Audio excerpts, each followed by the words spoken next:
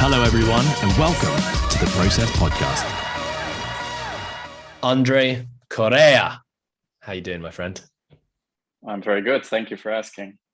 I had to emphasize your last name there because you are Portuguese, and you just gave me a quick rundown on how to do it, and I failed. But you know what? 10 out of 10 for effort. Andre, exactly.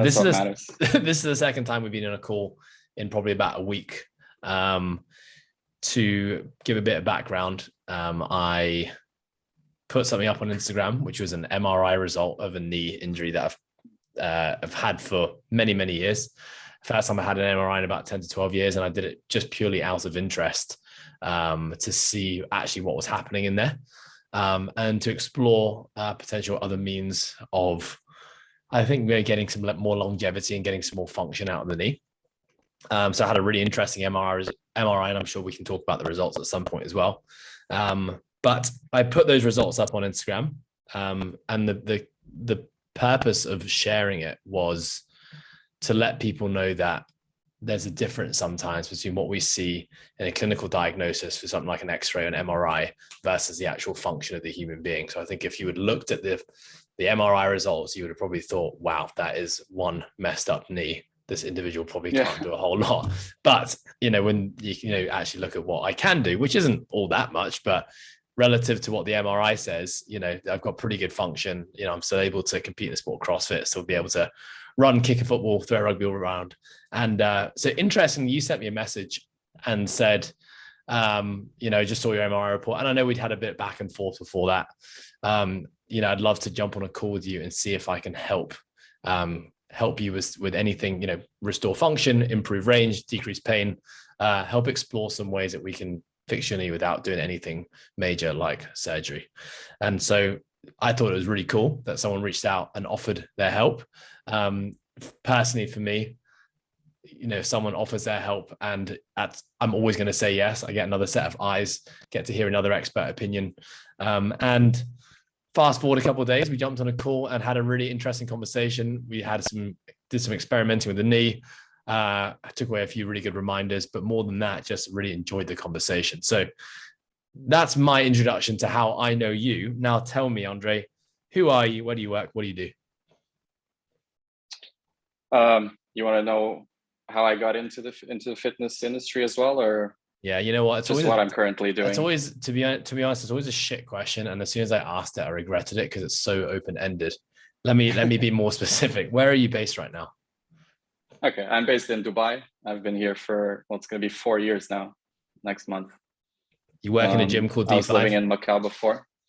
Yeah, we're a small personal training studio, and we also do rehab. So my colleague, she's actually qualified as a sports rehab therapist, one of my colleagues. And then me and my other colleague were just classed as personal trainers, but we all have experience with the neuro stuff and pain science and rehab. When I look at your Instagram, your tagline is help people escape pain and get stronger. And I love that first part, which is help people escape pain, because getting strong is something that's talked about very often. And I think a lot of people have that skill set, but actually saying and quoting, helping people escape pain, for me personally was quite interesting. What got you into this whole concept of pain management, pain science, even like looking at the neural side of things as well? So I went to, when I was getting my personal trainer qualifications, in Macau, in Macau and Hong Kong, there's never been like a lot of options in terms of education. I think Hong Kong a little bit more, Macau not as much. And I decided to go to the US and do a mentorship there for a month at a gym where they train some athletes, but they also train like regular population, because at the end of the day, that's most of we end up working with, right? So we always say like, oh, these cool training methods for athletes, but then 90% of your clients will be, well, regular population that sit in an office all day and come to the gym a couple of hours a week. And when I got there, they were promoting this thing called fascial stretch therapy. I hadn't heard about it, but I asked just out of curiosity if I could try a session. And they did a session on me, and I thought like, oh, this is super cool. Like my hips felt so much better. It was like some non-painful stretching, which was a first for me because stretching has always been horrible and painful. And yeah, I just thought it was amazing. And I thought, well, I got to learn this. So I went and signed up for the courses. So I had to go 3 times to the US for it. And in my head, I thought like I had found the holy grail. Like now with this, I can always help people out of pain, until you start getting some clients, and then you get results with some clients, then you get no results with some other clients. And then I've even had clients where it made it worse. So I was like, fuck. So much for thinking that you had found the solution for everything. And then when I came here to work in Dubai, I had seen on the website for the gym that one of my colleagues specialized in like pain science, and his tagline was kind of like, people come to see him, he fixes the unfixable. I didn't pay too much attention to it. I thought like, oh, it's cool. Like I'll see when I get there. Occasionally I would ask him a couple of questions. He started explaining to me a little bit more about the science of why we have pain in the first place. And then I would occasionally see people like come in, with back pain to see him after 3 or 4 doctors had told him like, oh, there's nothing we can do for you. You're going to have to do surgery. And in like 30 minutes, he gets them out of pain. And I'm like, what the hell are you doing? Like, I want to know how to do that as well. And yeah, then I found out he was also doing mentorships for other trainers, or just about anyone who wanted to learn more about it. So I was like, okay, I want to learn. So for 6 to 8 months, we're doing 1 or 2 hours a week. He took me through, start with the theoretical parts, why we have pain, what goes on in your brain, like why does pain get produced as an experience, like what is your brain trying to do for you. And then, so he didn't teach me like a method, which is what happens with a lot of courses, is they'll often go like, oh, this is our method, then you just have to do X, Y, Z. What about when that doesn't work? So his process was more, he took me through the science for the first couple of weeks, and then he started giving me tools. He explained to me his thought process of how he thinks when he's approaching pain. But now it's always a little bit like, I now gave you the tools. You understand why you're using each of them. So I can sometimes know why stretching might be good for a person and why it might be bad for another person. So when you understand the why behind things, it makes it much easier to know exactly what you need to use or why you're using it, as opposed to just somebody told you like, oh yeah, this is like the fix all methods for pain, like just do ABC and you always get results. Then what happens when you don't get results? Like then you don't know what to do. But if you understand the behind the scenes of things or and why you're doing it, it's easier. And yeah, I always found it to be really cool. For me, it's always like a puzzle, because you'll start picking up patterns where people often share the same issues. Like I can usually often see people like with knee pain. Sometimes I go straight for some ankle drills because I know that often is a big deal. So I can jump ahead a little bit and get slightly faster results, but still it's always like a puzzle, because you can somebody comes in with back pain and I do this one drill and it gets fixed, and I'll have another person that I do the exact same thing and it makes absolutely no difference. And I test a couple more things and it also makes no difference. And then after like almost 1 hour of testing 10, 20 different things, I finally find a drill that, oh, cool, this is actually what helpful for you. Great. So for me, I find it like a mental stimulation. It's like a puzzle. You're always trying to just I wanna actually dive into what our session looked like and a part of this call, but talk to me about the whole concept of why we experience pain then. Well, think of it as like it's an alarm system. Your brain's primary goal is your survival, right? It doesn't care how much you can power clean or how much you snatch or how much you can snatch. It cares about your survival. If you're not alive, well, you can't be doing all those other things, right? So if it thinks that something is a threat for you, it's time to ring the alarm. It might start small. It's just that niggling pain in your shoulder that annoys you for a couple of months. Nothing major. It doesn't mean, just because it's worried about your survival in some way, doesn't mean that it always needs to be like an excruciating pain experience. It starts small. Like it's just that people often ignore the little small signs and only pay attention when something big happens. But But yeah, so your brain will be taking all the experiences that you've had throughout your life. So memories, anything that's grouped that seems similar. Like if you've hurt your back, and that's why history taking is important with people, because if somebody had an injury deadlifting, I don't know, 5 years ago, and now they keep having issues every time they're deadlifting, well, their brain might be running in the background thinking like, well, last time when we were in this exact position doing this exact movements, we ended up getting seriously hurt. So the odds of that happening again. So your brain's always trying to predict what can happen. And that's where sometimes, like if you've seen those vision tricks, like just go on, if you go on Google and just look like for vision illusions, where it ends up filling like the spaces in different colors, or the shapes look bigger for some reason. That's because your brain is often just predicting things. It's not really accurate of what it's seeing, but it just takes like the pattern and then it predicts and fills up the rest. And it does the same thing with movement in your everyday life experience. Based on what has happened before, it might be predicting that, the chances of you getting hurt doing this again are quite high.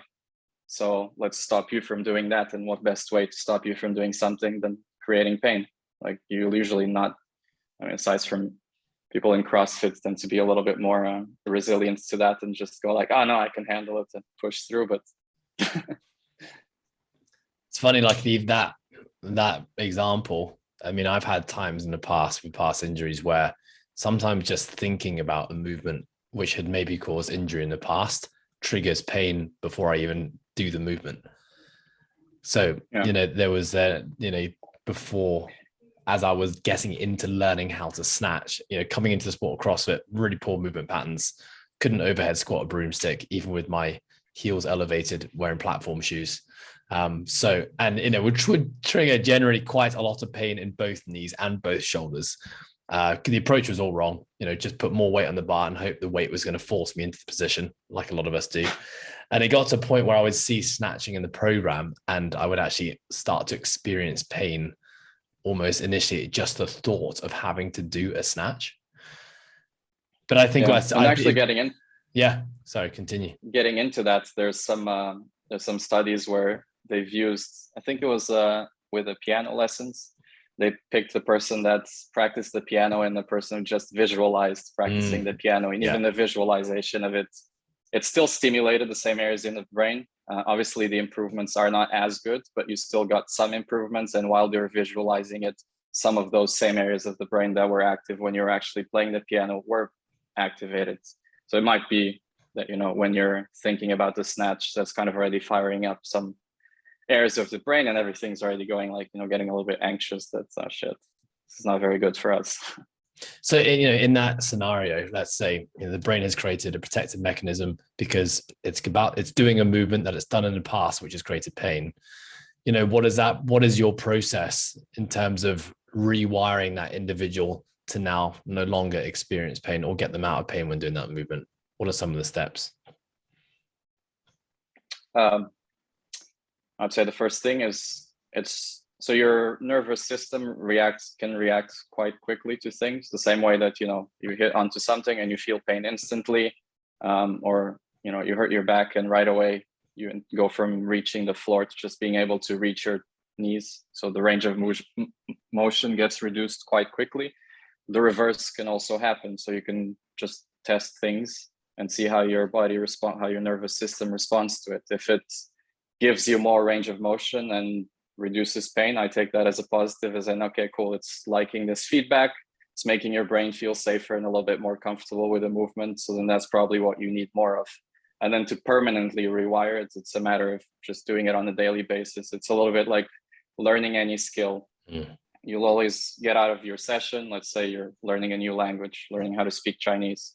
You get during that 1 hour, you always feel like a little bit more fluent. And then throughout the next few days, if you don't do anything to it, you'll just feel like you forgot most of it. So you need consistency. And the more you do it on a, daily basis, the quicker it'll become permanent. And this is just because your brain will realize, well, we're needing this on a daily basis. So it's important. So if it's important, we're going to make space and have dedicated neurons to pay attention to it. Whereas if it just happens once or twice and then you don't touch it for like another month, like, not important, just let it be. Yeah, I think the important part of that, though, a lot of people think, well, I get pain or discomfort when deadlifting, so I need to deadlift more. I think obviously there's a lot of us have a pain threshold. Maybe it's a certain load limit that's exceeded, or a repetition or a volume limit that's exceeded. And I think people need to recognize that, if you're trying to repair or fix something, you probably need to spend a little bit more time below that threshold and not crossing that threshold every time. Because essentially it's a rewiring and retraining process. Yeah. I actually did hurt my back last year deadlifting. And for like 3 days, I couldn't even bend over. Started doing some drills to like get a little bit more control over my spine again. And once things were pretty okay, the only thing left was like deadlifting. Like as soon as I try to pick up a heavy bar, my back would just tense up again. So I had to start, keep doing the same drills that helped me my back feel looser and better. So I do that just before the deadlifts, and then with a much lighter weight, just deadlift again. And then like after like a week, it was fine, and I could deadlift without a problem. It's just kind of like, when you're a kid and you get hurt, or you go on the beach and you almost drown, and then you become scared of the water, and it just needs to be a little bit gradual. Okay, maybe today we'll just go up until your knees, and the next time you go up until your hip, and then up until almost your neck, and you realize, okay, no, it's actually not that bad. We're not going to die every time we go in the water. I think I think there's a lot of emotional stress that's added to that though as well. When the individual who is constantly hurt their back deadlifting, sometimes the concept or the thought of having to deadlift can create an emotional stressor, whereby in their head, the fear of actually deadlifting with the potential of injury again triggers a stress response as well. And I think, there's why rebuilding and rewiring with submaximal in pain-free range, for example, is an essential part of getting over that emotional hurdle and not creating a stress response every time you think about deadlifting, maybe in this case. I had an interesting case. With a client of mine. I've been working with this guy for many years now, and he decided to step onto a cricket field for the first time in 5-6 years. He used to play a lot of high-level cricket. And he went to do a speed bowl. So he was a bowler and classes himself as a speed bowler. Obviously, he hasn't bowled a cricket ball in probably about 5 or 6 years. So as he bowls it, he tears his lat, specifically in the serratus. So basically, he feels the tear straight away, tells the captain, Skip, I've got to come off. I've definitely just done something really bad to my shoulder. He brings him off. Anyway, he's like, I'm going to sit out the rest of the game. Lo and behold, it comes round when they're batting, and he has to come back on because they've run out of players. So he comes on, basically protecting the shoulder, hits his first shot. As he turns to sprint to run the wicket, he tears a hamstring. So now he's torn a lat, he's torn a hamstring, and now he's really signaling to the bench, like, right, guys, out, get me out, I'm done. They're like, there is no one else to come on. You have to just, see off the next 5 balls before the game's done. All right, okay, got it. Tees up for the next shot. Obviously, he's now protecting a lat. He's protecting a hamstring. Hits a nice shot. Goes to sprint. Tears his other hamstring. This is all within 10, 15 minutes. Anyway, then he really comes off, and he's like 2 torn hamstrings, torn serratus in the lat. Anyway, lo and behold, 4 months later, and he feels like he's working with a physio separately. I have not made any progress with my hamstrings. My hamstrings are not recovering out well. Now, there is some background story here. There's some like past trauma with injuries, as a youngster. There is definitely some strict pain signaling issues happening. There is he's a highly stressed individual that's dealing with a lot of other stresses as well. So interestingly, he says, I can't hinge at all. As soon as I hinge past, 15 degrees, I feel both hamstrings feel like they're going to tear. And so, I actually asked him to show me what that hinge position looks like. And, this is someone I work remotely with. And it really is about 10, 15 degrees before he felt both hamstrings felt like they're going to tear. But at the same time, interestingly, he was able to play golf. And playing golf, you're in a hinge position. You're picking up a golf ball out of a hole. You're putting a golf ball on a tee. And there's lots of hinging happening. He also works as a construction worker. So, he's planting pots, planting concrete, walking around. But, when he talks about hinging, or doing anything that looks anything like a deadlift, he couldn't get past 10 to 15 degrees. So asked him to lie down and said, let's break this down a little bit. Let's have a look at what happens when you lie on your back. Let's lift your right leg up. So like an active single leg raise. Lo and behold, he could lift his right leg all the way up to 90 degrees. Okay, interesting. Bring that leg down. Let's have a look at the left leg. Left leg comes up all the way to 90 degrees. So I snapped a picture of that with his legs up in the air as he was lying on his back. Asked him to stand up, showed him the photo and spun it around so it looked like he was doing a single leg deadlift. I said, actually, it kind of looks like you have the prerequisite range to do some form of a hinge movement. I wonder why we can't do that when we're in loaded position. Kind of looked at this photo and went, oh, that's pretty interesting. Actually looks like I'm doing a full deadlift there. Tried to do a deadlift again, 15 degrees more. Nothing had changed in that time other than seeing the photo, that he could actually, in fact, get into a hinge position, tried to do a hinge again, and he, increased his range quite substantially, just through seeing that it's actually possible. What are your thoughts? Yeah, it can be it's a pretty powerful thing. Like when people come in already afraid of like, oh, I know I'm gonna feel pain. I'm gonna feel pain when I do this. Like it's your job there just becomes kind of like almost finding ways to, it doesn't matter that I know that, okay, we can just do these drills for your back and for your hamstrings and they'll feel better. But like if they have that mental block that is already telling them that they're going to feel pain, they're going to feel pain. You just have to find ways around it first to kind of calm people down a little bit, find other movements like, okay, let's start with something easier, just get them distracted from it. Let's try doing this. And like, well, I mean, you have enough strength to do this. And like you said, like your leg bends. So it's not like the hamstring is physically locked and doesn't let you go past that. It's just that when there's load on top of it, your body just doesn't feel comfortable. And part of it might be some of your fear. Part of it sometimes might be like actual feedback, because obviously your brain is always taking information from your joints, from your muscles. You'll have receptors sending information up to your brain, like, okay, your hamstring is now stretched this much. There's this much tension being applied on it. And if sometimes that information is just not very accurate, your brain's having to take decisions based on incomplete or incorrect information. And it just does what it thinks it's best based on the information that has. And that's where, when I talk about doing these drills and seeing how they respond, is just figuring out these exercises that will probably give more accurate information to your brain, so it feels like more comfortable doing the movement and we get results a little bit faster. But for sure, like the psychological part of things is also, it also does play. I actually do have a client who's told me he doesn't want to deadlift. And I mean, he doesn't need to deadlift right now to lose weight. So again, he's afraid of it. He's injured his back in the past. So I just have him do other things, like slowly get him used to bending his spine. So he's not afraid to bend his spine anymore, because he's been, just learning that he needs to keep his back straight every time he picks up something from the floor. So I just start slowly there. Look, we're not going to add any weight. We're going to take this super easy. If anything feels uncomfortable, like just tell me right away. All we're going to do is just going to reach for the floor and bend your back. Like, don't worry about keeping your spine straight, kind of to break that pattern of people thinking that they need to have their spine straight to do everything or to pick up any weight. What I really liked about our call is, obviously, when someone says, hey, let's jump on a call and let me see if I can fix your knee, instantly I'm like, this guy's going to fix something I've been dealing with for 10, 15 years and not being able to break through. And so I was, really excited coming in, but I really liked your approach, which was, listen, I'm not promising you anything. We're just going to try a bunch of different things. And if something works and it has a significant impact, we keep it. If we try something and it makes negligible change or minimal change, let's forget about it.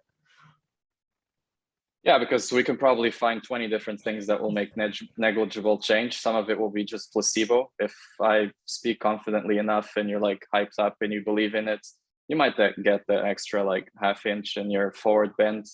But are you really going to spend like, doing it 50 reps a day of something that give you like such negligible results?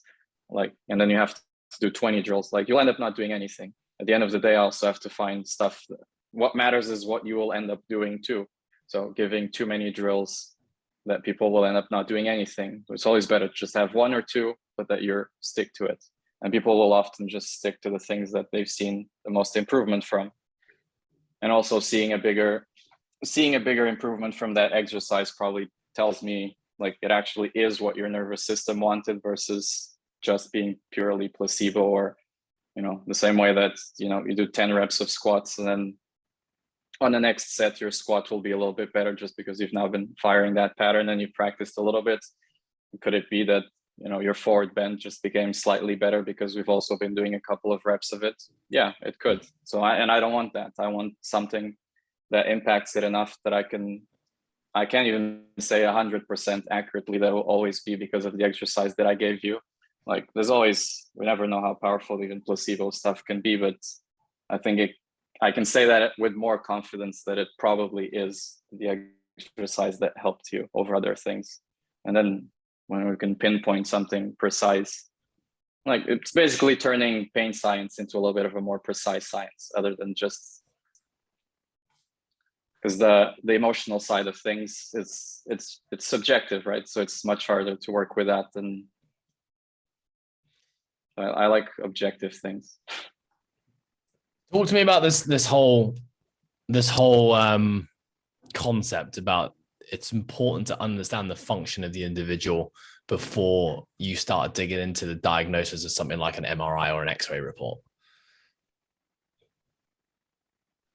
When you say the function, so I think so. Like let me explain that again. I think sometimes we're too quick to look at, to start building conclusions or, finding a strategy based on an MRI report. Let's say, for example, you've torn an ACL, which means next step is ACL reconstruction. But the importance of actually assessing the individual and actually looking at the function, because, you can have someone who, let's say in this example, doesn't have an ACL or they've torn their ACL. But you can have someone who has a pretty damn good function of the knee without an ACL, which, for example, I think I'm probably one of those people.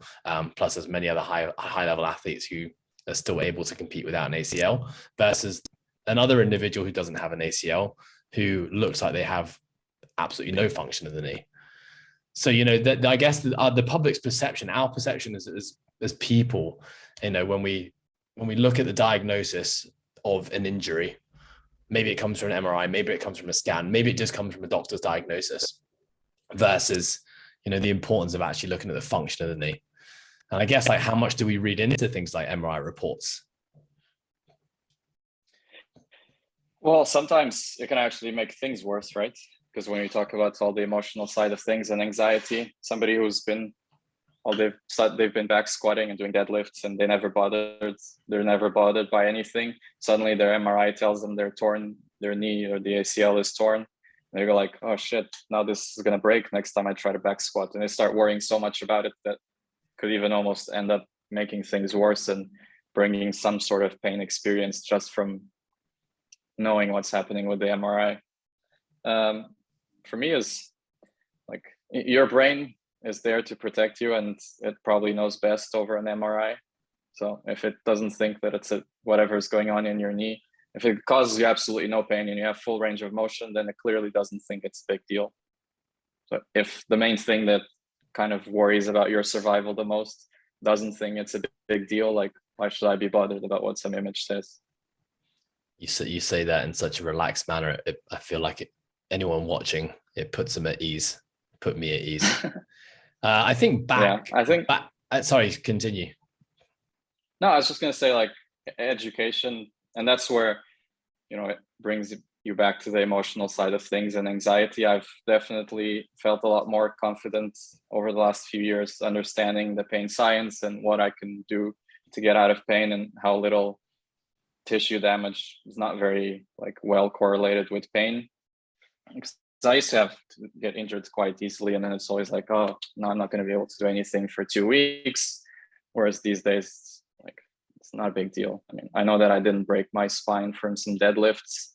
It's probably just my body thought I pushed it a little bit too much, and now it just feels stiff. So once it feels more comfortable again, I just give it, a foam roll my back a little bit. I do some spinal mobility drills, and I'll probably be fine. So there's no reason for me to be panicking, thinking like, oh, I need to go and do MRIs, and I'm gonna have to do this, and I might have to do surgery.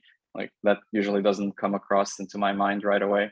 So which is interesting, because I would say that most of the public when they have, especially back pain, because we all know the function and the importance of the back, when they start to experience back pain, I think it induces a state of panic in most people. And I think a lot of people do end up getting MRIs results. And actually, a lot of MRI results on spines do actually show something which is less than optimal. Yeah. Do you find that a lot? People getting MRIs in the backs and obviously coming back with slipped discs and bulging discs, and then thinking, well, what's the protocol? What do I have to do now? Where actually before, perhaps the thing that kicked off the pain in the first place would have made anyone's back hurt. And now, it's just coincidence that they've now gone for a scan and they've picked up something. But, what's your general protocol and what's your conversation sound like when someone comes to you with that example? Yeah, which ends up happening quite often, because since I don't work in a clinical, like a hospital or physio clinic, a full physio clinic setting, most people that will come see us in our gym, they've already been to a doctor or more regular physio clinic beforehand.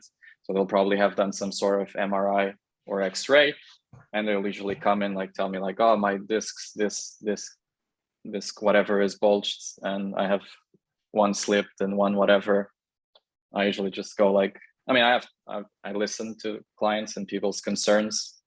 So if somebody comes to me and obviously they're very concerned, I'm afraid I don't want to be doing stuff like deadlifting or placing too much load, then I already know that's the type of person that we're going to have to take things easy.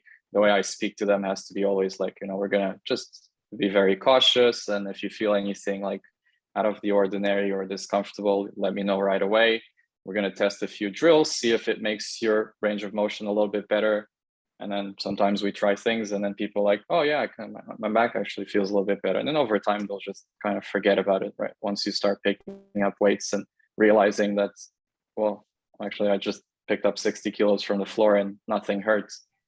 Maybe it wasn't that bad. They'll eventually just forget about it. I'm trying to think about actionable takeaways for people listening, because obviously I'm pretty sure everyone listening is now Andre, what were the drills that you used to fix this person back? And obviously your answer is going to be, well, it depends upon the individual. It could be a million different things. But what about, what's a framework that we can use for when we experience pain? So perhaps before we think about picking up the phone and calling the physio or booking in for an MRI, we experience, let's say maybe it's a new pain in a joint or a tissue. What is a step-by-step protocol that we could perhaps think about to maybe start to try to understand or manage that pain? I'm not, even though what's on the MRI or the X-ray is not going to define you, I'll still always recommend, and I think you kind of have to in a way. I'm not a doctor. Somebody might actually have a serious injury on their back. So consult with the doctor first and just make sure that, your spine is not snapped in half or something that serious, or just rule out the major things that's, maybe you had the tumor pressing onto your spine and that suddenly got triggered and finally started giving you pain. So it's always good to rule out the major stuff. When it's I think bulge discs always just make it sound like it's terrible, like your disc is about to pop out, but it's actually millimeters that it changes. So it's not usually a big deal. And then after that, it would be, there's a thing, sensory always comes before motor. So your brain is not going to let you move anything that it can't feel well. So remember the last time you sat down for too long in the bathroom and then your legs go numb and you can't put any weight on it? It's because it can't feel it. So just as a protective mechanism, and that's where doing stuff like foam rolling can help before exercise, right? Because you're increasing sensory stimulation in an area. And that's helping you to feel that area a little bit better. And then when you pair that, so on its own, it won't do anything because it's passive, but when you pair it together with movements, so let's say we foam roll our back a little bit, it feels like a little bit looser. And then you go and you try to cement that with some exercises to make it move better and have more control over it. The number one guideline I'd also give is just don't force anything that's more painful. You're not going to break that pain by just pushing through it. So that pain is a signal for you to stop doing that, because you might get injured. So don't try to force through that. But yeah, I give probably the first step, sure, consult with a primary care physician and a doctor, just rule out anything major. And then once major things are ruled out, like just don't be afraid to think that you're never going to be able to pick up any weight from the floor again. Yeah. But probably some sensory stuff. So that's where like massage and foam rolling can be helpful. And if that makes you feel better, then great. And then try to integrate whatever movements you can do and start with that. Like do the things that you can. Don't fully give up on everything just because somebody told you that, you know, your disc is a little bit bulged now, so I'm never going to pick up weights again. Like, no, just be more gradual and sensible with things. Forget the weights that you used to lift before. Like that doesn't matter now. And just gradually start with the things that you can do and take it from there and see what happens. Maybe before you used to do deadlift 100 kilos. Okay, let's just try picking up the bar. Does that cause any pain? No, it doesn't. Okay, cool. Then add a little bit of weight to it. Make it 20. Does that cause any pain? No, still not. It's still fine. Okay, cool. Then let's go to 25 and just be a little bit more sensible. You can't be as aggressive.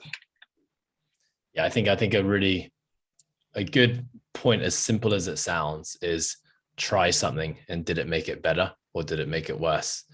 And you can use that as kind of your own assessment tool. I'm always a big fan of encouraging movement as much as possible and try to keep it within pain-free range, but also understand that every day your limits of range may be changing, and there could be many things that influence your range of motion. Obviously, linearly in the perfect world is that every day your range of motion available, which is pain-free, is increasing a little bit every single day. But obviously there are some times maybe we get hit with a bit of stress from work or things outside of our control, which suddenly create more information. Actually, your pain-free range decreases a little bit, and that's just okay. That's just a part of the parcel when it comes to healing. But I think just reassessing every single day and getting as much movement in as possible is always generally a pretty good protocol, because obviously movement, maybe this is a question I need to pose to you now, the concept of sitting still and not moving versus moving in terms of rehabilitation. The answer is going to be depends, isn't it? No, I think you should. I would always go with movement. Yeah, that's one of the things, and it's one of the concepts. I think they talk a lot about that in the FRC, those courses where you learn the joint stuff, the cars. FRC. Yeah, that's right. FRC. Yeah, so it's one of the key concepts is use it or lose it, right? So things that are not being used, and this is because your brain has limited real estate space. So if you're not using something, it's just going to discard it, whether that is, the neurons that sense or pick up what's happening with your lower back versus the ones that control your hamstrings. Like if you're just not using things, it's going to discard and make it use that space for the things that you do use. So just being inactive means there's a lot of things that are not being used.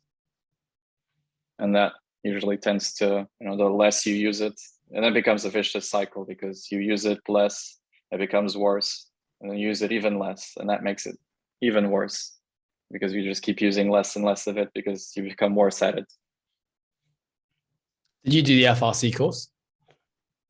No, but I know the concept and I use that. I mean, just take the joint through its entire range of motion in a very slow and controlled manner.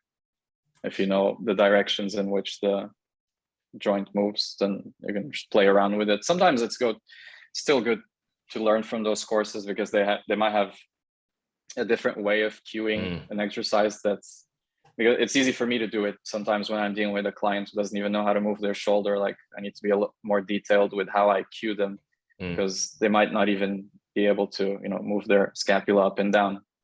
And that's where people like in the FRC courses, maybe they've had a lot more experience with it. So they might be able to cue things better because there's no use for me to try to tell somebody to move their scapula up and down and they don't know how to do it. And I'm just like, okay, but just do it. Well, but I don't know. So I need to be able to cue it properly as well.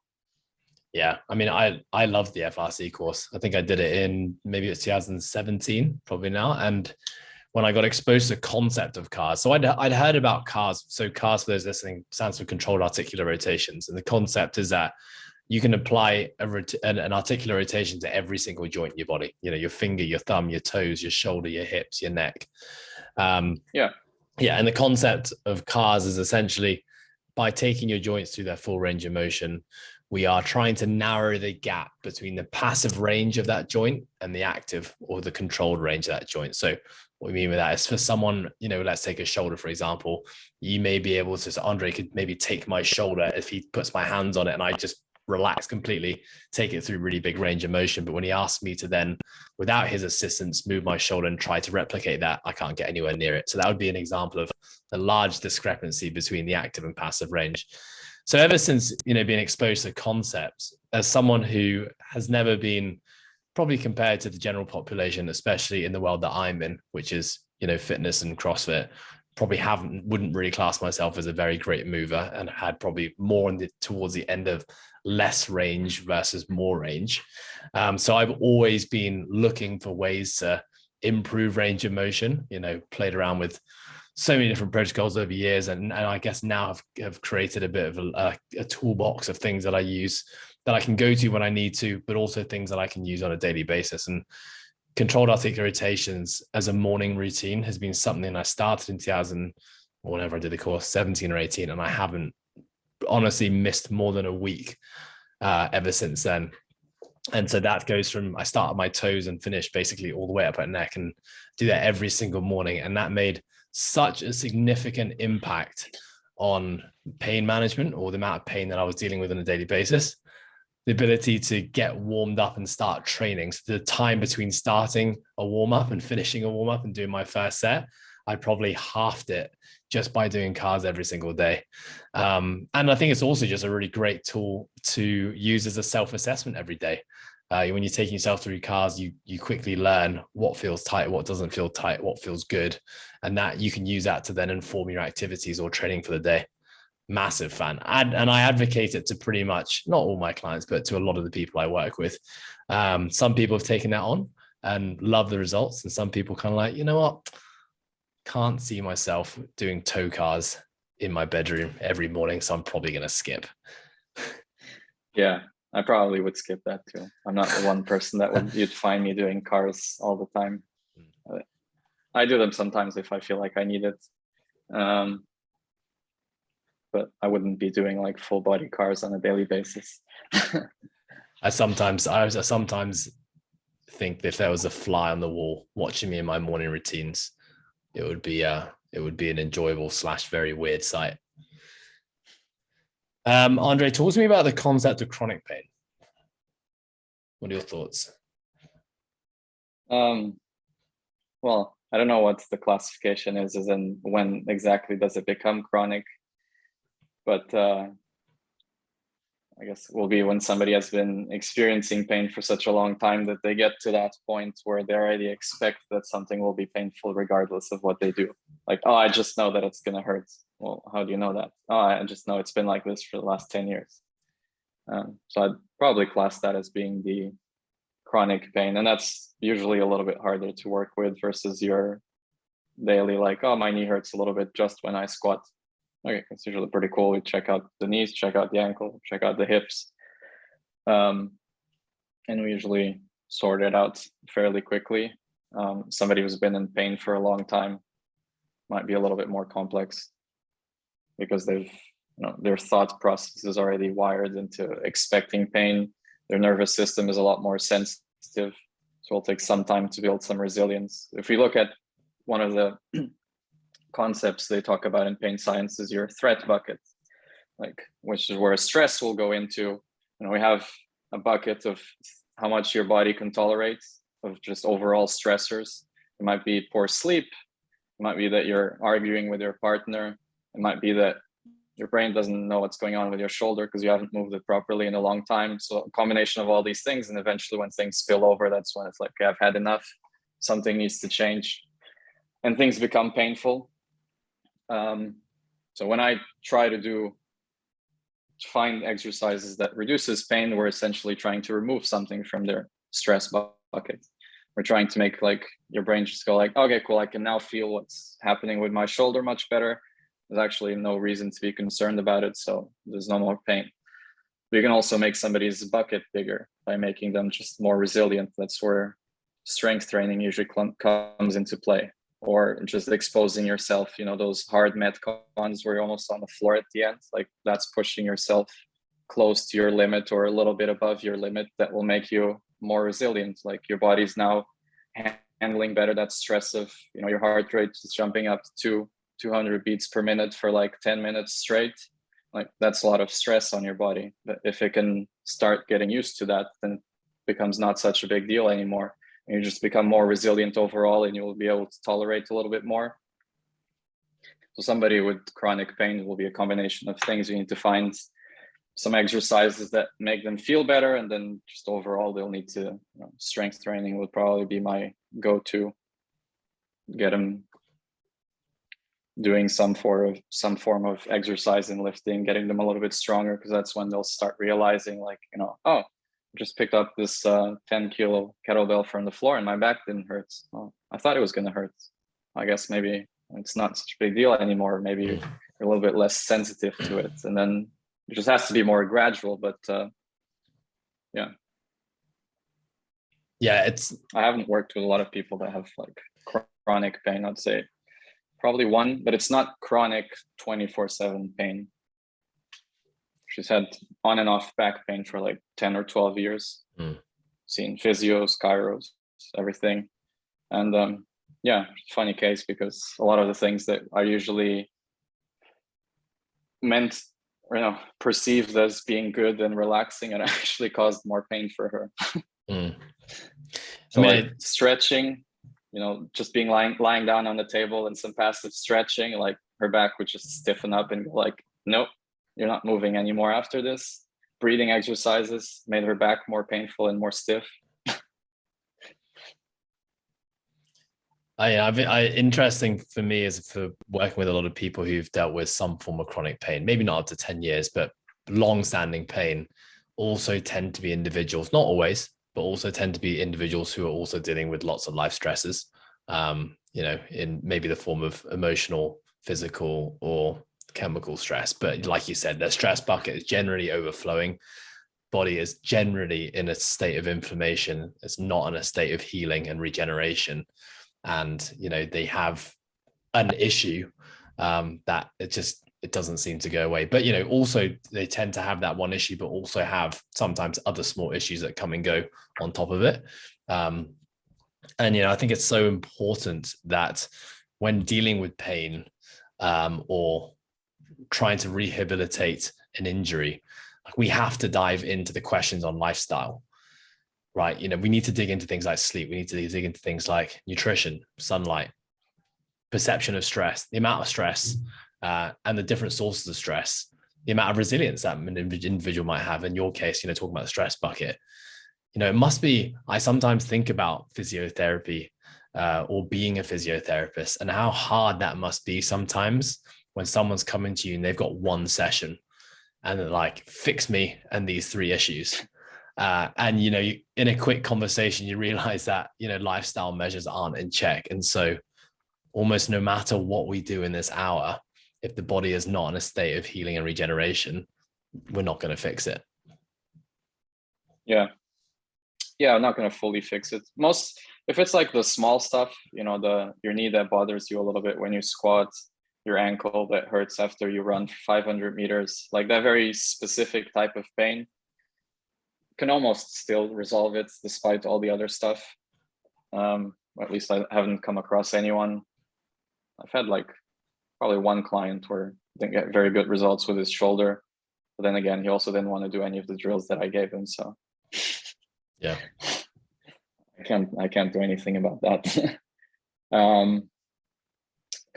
But yeah, I think when it's the smaller stuff, it tends to be a little bit, I'd usually start looking at some of the other lifestyle stuff like nutrition when we're not getting any results, or when we seem to always get results, but they never stick for too long. And that's when I'd probably start looking at a little bit more metabolic stuff and what's happening with their nutrition and their breathing, and do they sleep enough hours. When it's just small stuff like my lower back hurts a little bit, my hip hurts, I actually don't bother too much looking And it's not me saying that it's not important. Like I know that it is, but I'm just not going to be able to influence them much on it within that hour. So I have to try to find the things that I can do in that 1 hour. Obviously, I could tell everyone that comes in to see me to like, oh, you should be sleeping 8 hours, you need to drink more water, spend more time in the sun. They're probably not going to do any of that just because I told them to. So I need to find something that they will do. And that usually is the thing that they see instant improvements or relief from. Maybe, if they keep working with me and a little bit down the line, then they trust me more. Then we start looking at other stuff as well. So I usually try to get some sort of a quick win. Because when you build trust and rapport with people, then it's also a little bit easier to influence other areas if needed. Because it's a big change to how are you going to tell somebody who's a lawyer and works 14 hours a day, like, oh, you should work less and sleep a bit more? Like, he probably knows that, but yeah, it's not that easy to implement. But maybe if you can get him to, every hour, just take his call standing up and do an exercise that he can do at his desk for his back, like he might be able to start doing that. And he does that on a regular basis. And consistency is always the best thing, right? Yeah, I think I think in the same way that we look at anything in life, doing something is better than doing nothing. And I think with movement work or mobility drills or maybe prescriptions that physios and strength coaches give to people to help manage pain and dysfunction, just making that small commitment, even if it's just a couple of minutes every day, is better than the days when you weren't doing it. Exactly. And I think also, I was going to say it's amazing how much volume you can actually accumulate on a weekly basis if you are giving yourself those micro doses on a daily basis, rather than thinking it has to be an hour session, once a week. If you can accumulate 10 minutes, 6 days a week, you've accumulated the same amount of volume in a much more manageable way. Yeah. And take something like your knee, for example. We do some ankle openers and then we do like an exercise for your ankle, do a couple of ankle cars, circles, whatever you want to call them. Your knee feels much better. And then you go and walk 10,000 steps that day. Even just, you walk to work, you walk back to work. Well, that's 10,000 better reps that you did compared to the previous day, because now both your ankle, your knee were moving better. So that also cements a little bit into the progress. It wasn't even just the 5 minutes of work that you were doing, but all the reps that you've done now after that were better reps from it. I love that, the way that you put that into context. Yeah, it's like good movement will actually rehab the body itself. Unless it's too much load, but that's a different story. Okay, Andre, as we get closer to wrapping up, we're going to give you some quick fire questions here. Now we play a little game with our coaches roundtables, which is where the coaches in process programming sit around and we have a chin wag, a chat about various things. But we have a quick fire round and it's called overrated or underrated. So I'm going to throw 4 things at you and you have to tell me whether you think, generally speaking, it's overrated or it's underrated. And of course, I'm going to ask you why. You ready to go? All right, let's do this. First one, overrated or underrated? Static stretching. Probably overrated. Why? Well, for once, it's passive. So as I've mentioned before, most passive stuff doesn't make long-lasting changes in your brain because you're not actively doing anything. So that would be my main reason as to why it's overrated. It doesn't, you're not changing the length of the muscle by statically stretching. If it was that easy, we'd break just by having a squat bar on your back. Your body is not that easy to manipulate. Like you put it into a position and your muscle will just become longer instantly. So most of it we're doing is just neurological changes.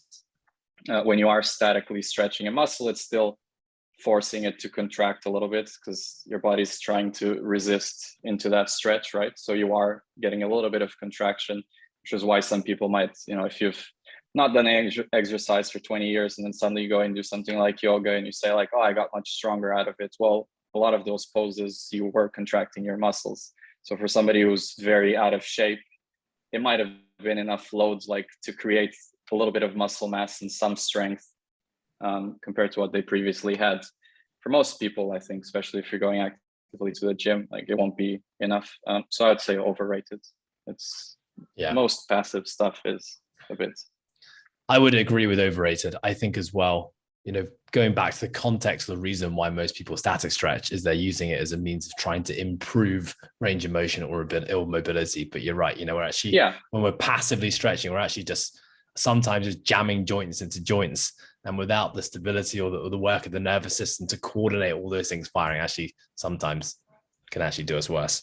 I do think though, static stretching as a means of a parasympathetic activity or like meditative style work where the intention is not to try to increase the length of a tissue or increase mobility, but you're simply holding gentle stretches as a means of winding down, perhaps at the end of the day or part of a cool down.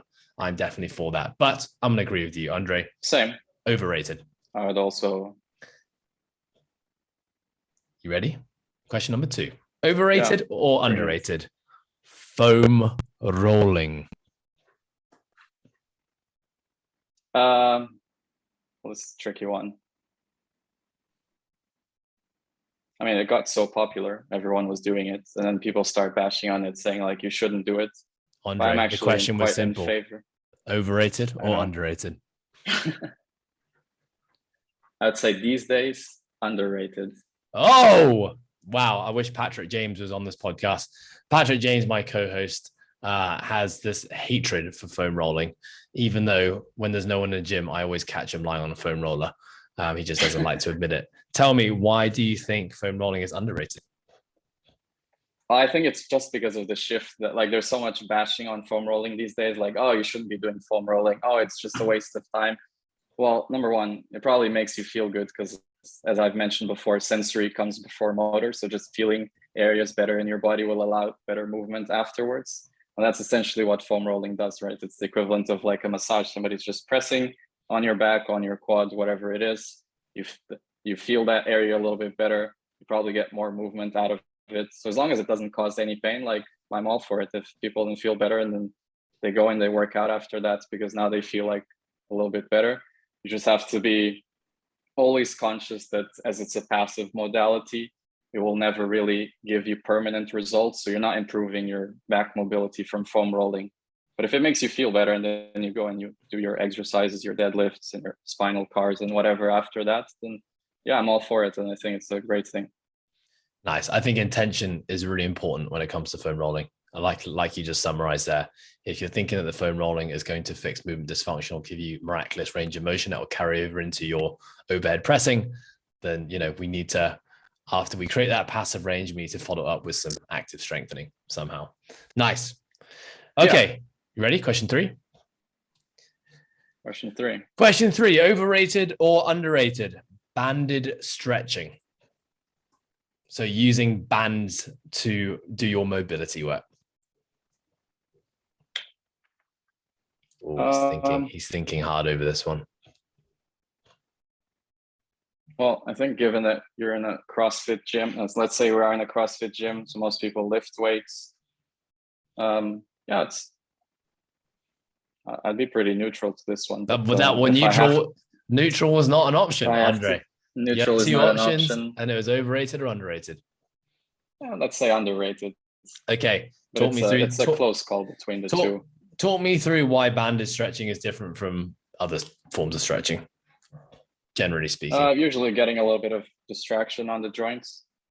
So you're stretching, I guess you can say you're stretching the joint capsule itself as opposed to just, usually your static stretching will just be like, your hamstring stretch, your bicep stretch, your tricep stretch. You're usually thinking of isolated muscles when you're usually picking up a band and it's pulling your whole arm apart. Well, not your whole arm apart, but when it's pulling your arm out or your legs or your hips or whatever, you're usually getting a little bit of decompression on the joints. So for somebody that's, just hammered 100 reps on the back squats and some Metcon, there's probably a lot of compression. So the banded stretches will usually feel quite nice. And again, it's one of those things you always have to test, right? You'll have the odd person that for them, it makes it worse. So don't do it. But I'd say for your average person in the CrossFit gym, that probably gets a lot of impact on the joints. A little bit of decompression will always be nice. Nice. My own experience with bands is obviously in the Kelly Starrett early days of CrossFit. We used to band the shit out of everything. But actually these days I rarely go to bands for warm-ups or just individual movement mobility sessions. I rarely use them. Okay, I you use them ready? for my hip. Use them for your hip? Yeah. No, I've really kind of moved away, not for any reason that I think they're not effective, but I just have gravitated over time towards not using them. Next one, overrated or underrated? Yoga. I'd say probably underrated in the Nice. stress environments that people have these days, and people are always so, either they only go to the gym or they only do yoga. You probably need a little bit of balance of both. And strength training is becoming a little bit more common, so people start now just doing 3-4 sessions a week. But if you add that on top of your 12-hour work days, probably doing some yoga would be beneficial for most people, just to wind down, relax a little bit. Yes, I do reduce love some stress. I do love the mindfulness association or the mindfulness part or aspect of yoga. And I agree. I think doing more parasympathetic activities, especially for most hard charging individuals who like to be busy or who are busy every hour of their day, I think it has a lot of benefits. I do think that in the same way, similar ways to static stretching, of course, there are many different disciplines of yoga, each with its own focus, but going to yoga with the concept or the hope that it's going to improve range of motion, I think, again, just as long as we understand the concept of active versus passive range of motion and movement practices, then depends on what you're doing, can have a different impact. Yeah, exactly. Okay, last one. Overrated or underrated? Massage.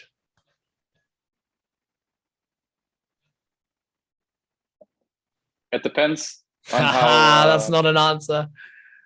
I would say underrated, but I was just gonna say when you say massage, because people often associate with like digging your elbows into your back. If it's that, I would say overrated. If we're talking about like a more gentle, relaxing massage, then I'd say underrated. So let's talk about that first one. What you're talking about is like massage therapy where they're actually inducing pain in the individual versus relaxation, softer massage. Is that what you're saying? Yeah. Well, if you, how much can you relax if somebody's like digging their elbows into your back and it's super painful? Like you're probably tensing up your whole body just to try to resist into it. So it's probably not very relaxing.